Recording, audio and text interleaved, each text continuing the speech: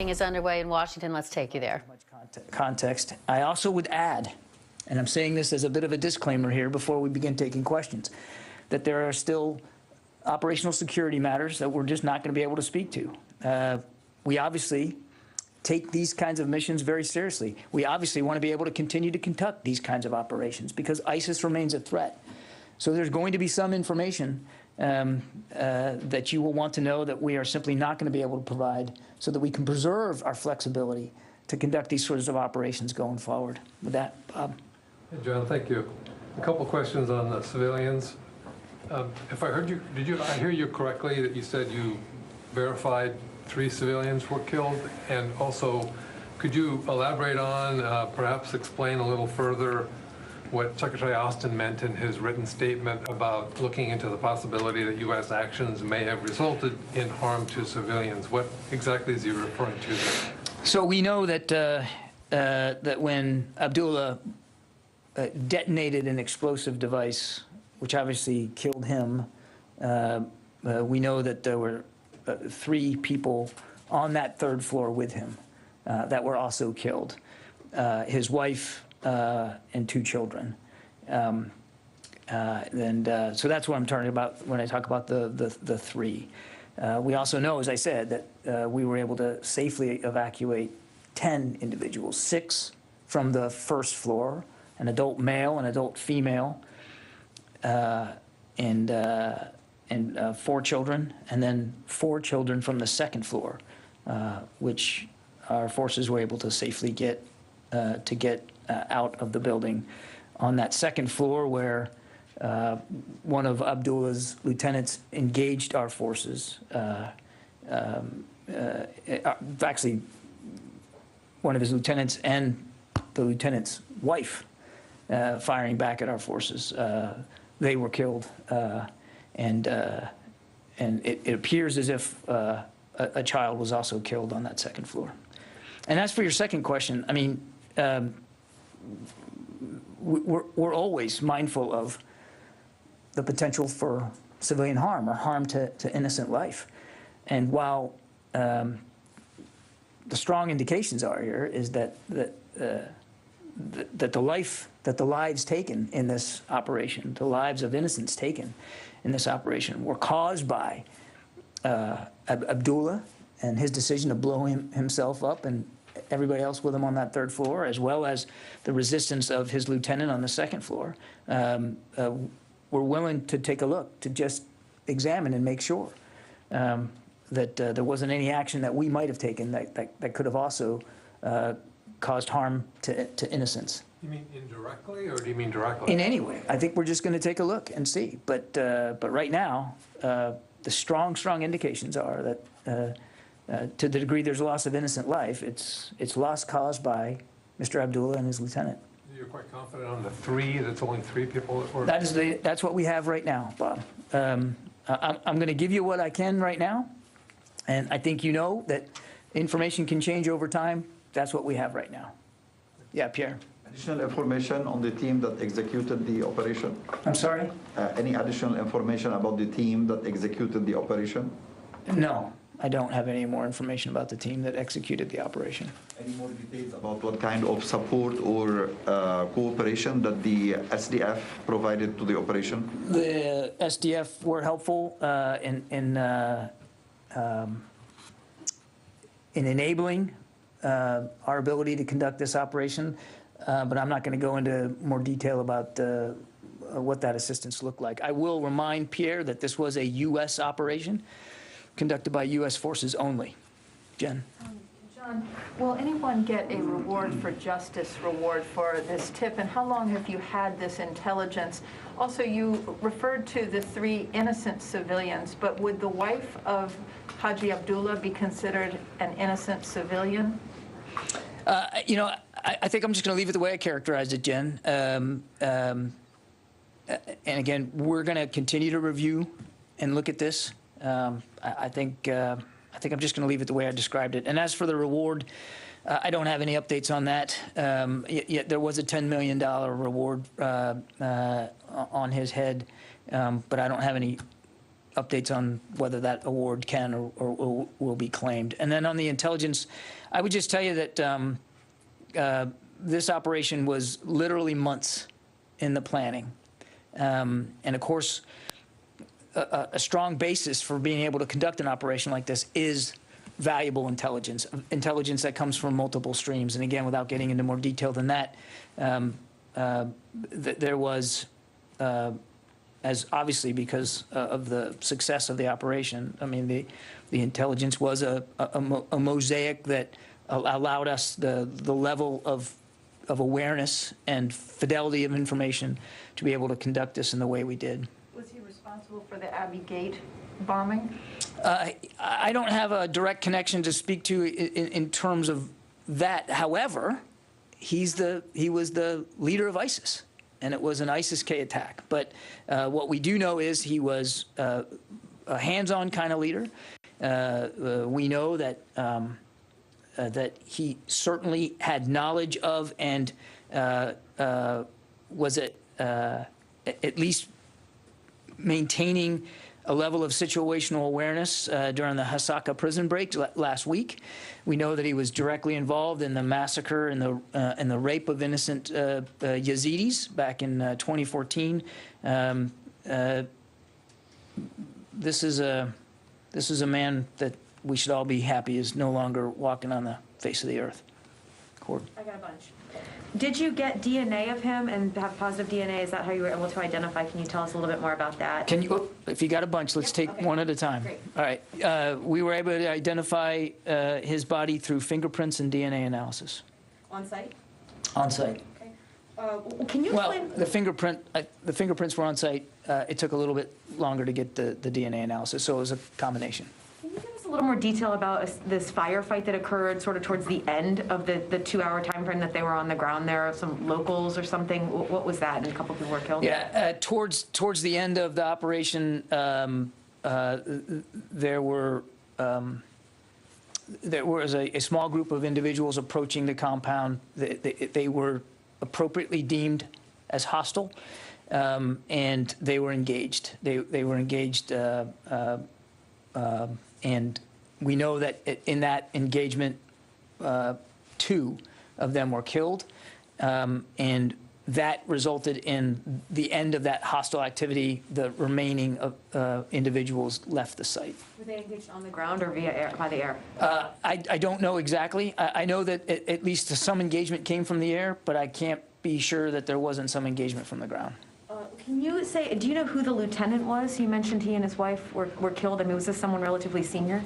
It was a senior lieutenant of Abdullah. I don't have the name. You could say it was a deputy. And then, was this mission a kill or capture mission? Was there ever an effort to try to take him alive? Without getting into the specifics of the orders, this was a raid against Abdullah, and again, he decided to kill himself and others before coming into direct contact with the assault force. He did not fight back. The objective was to finish his leadership of ISIS, and that was achieved. And then finally, the question I'm sure all of us are wondering, was there a dog involved? What was its name? And do you have a photo?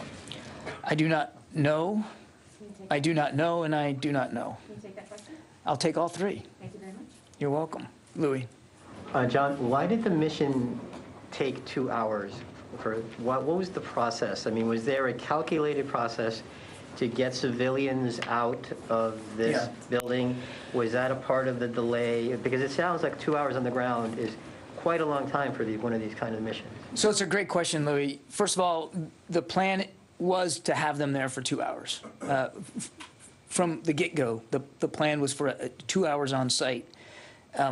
And it speaks to the level of care that U.S. Special Operations Forces used in this mission, which was designed to preserve innocent life.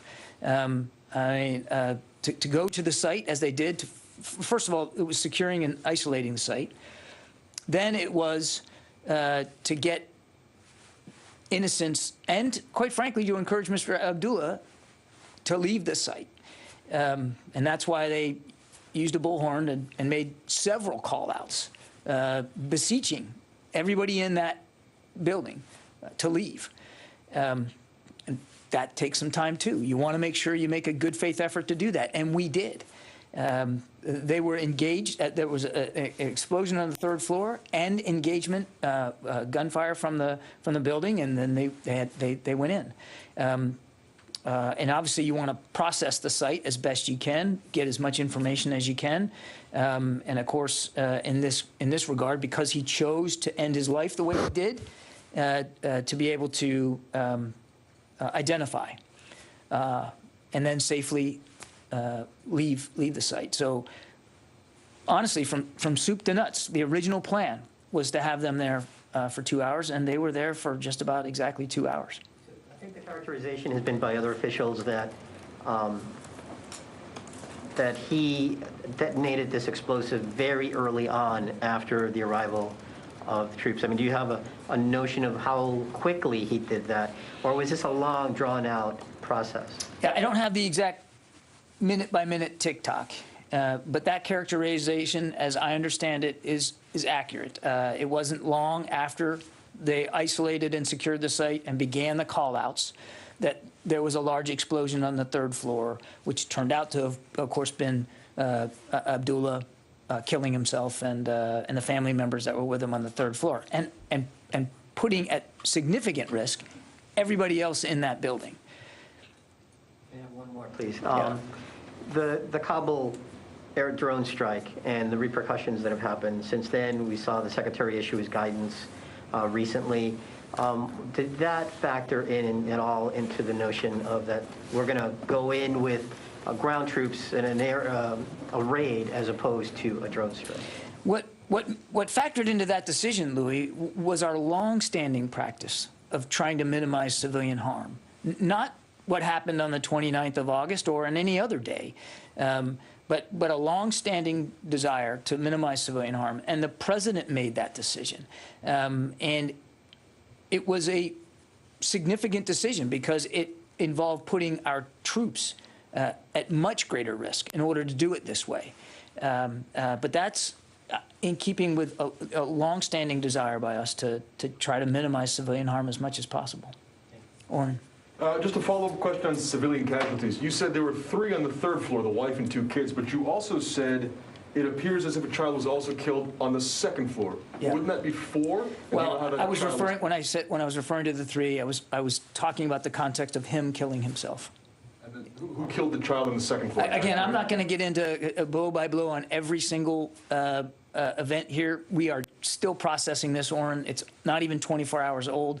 We're giving you as much information as we can right now.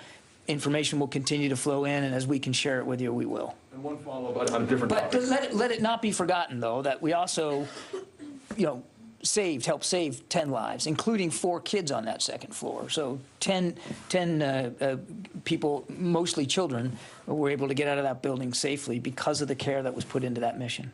One follow-up question. Did any of those who took part in the planning for either the bin Laden raid or the Baghdadi raid take part in the operation or execution of this raid as well? I don't know. Yeah. About the children, those who are killed or those who are saved, who are they, do you think? Like, who are the civilians in the building? Again, I want to be careful here, as we don't have perfect knowledge of every single individual that was killed in this raid. We know Haji Abdullah was killed. We know his lieutenant that was on the second floor was killed. We know that when he blew himself up on the third floor, 3 others went with him. And we know of at least 1 child that was killed on the second floor. But I don't have much more information to give you than that. and are there any civilians under U.S. custody right now? Where did the saved ones go after the operation? There's nobody in U.S. custody as a result of this raid. Just a follow-up on a helicopter. What was the mechanical issue with the helicopter? I would describe the mechanical issue as a drivetrain issue that rendered it not usable for future flight in the operation. What, did it get any fire or somehow something? It didn't catch fire. It was a drivetrain issue. It didn't crash. It landed safely at an alternative location. They looked at it to determine whether it could be fixed and continued to be used in the operation, and it was determined that was not possible. So General McKenzie ordered that it be detonated and destroyed on site. All right? I haven't gotten any... That's a real quick follow-up.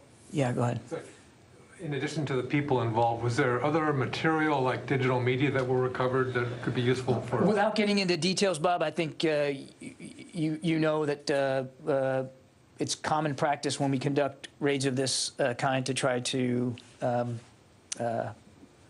collect information and material that might help us in the continued prosecution of these kinds of operations and operations against ISIS, and I think that's as far as I'll go. You won't say yes or no? I'll just tell you it's common practice for us to try to examine whether there's usable material that can help us in future operations, and I think I'll leave it at that.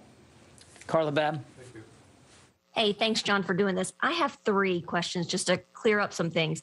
If those who were saved are not in U.S. custody, where are they? Are they in SDF's custody? Were they left at the scene? Can you clarify that? Clarification number 2, please. When you said the hostiles that were coming at the end, is it safe to assume that these hostile actors had weapons and they were engaged, as you were kind of referring to with Courtney, they were engaged with an airstrike? And then number 3, VOA has spoken to the SDF, and they said that the SDF says that U.S. launched the operation from SDF territory. Can you confirm that? And can you confirm that they were helping with the intelligence and the tracking of the ISIS leader? Thanks. There's nobody in custody, Carla. So there's nobody to tell you that they're in custody. And certainly no U.S. There's nobody in U.S. custody for sure. On the engagement towards the end of the operation, the other 2 that I talked about, there were clear indications that there was hostile intent. I'm not going to get into it more detail than that. Clear indications that there was hostile intent and they were engaged. And their compadres left after that engagement. And then 3 on SDF, we appreciate the support that we got from the SDF. I'll leave it to the SDF to describe it in ways that they deem fit. I'm not going to talk about it in any more detail than that. Okay, Jeff Schogel. Thank you. The U.S. Pentagon discussing the counter-terrorism operation in Syria that took out the leader of ISIS, Abu Ibrahim al-Hashimi al-Qurashi, blew himself up, also killing members of his own family as the U.S. military moved in. Abu Ibrahim took over the helm of the Islamic State in November of 2019, following a U.S. raid that killed the former leader. Roughly 24 American commandos carried out last night's mission. Officials saying there was a firefight after that explosion as individuals approached the compound. 2 people were killed in that. No U.S. forces were injured.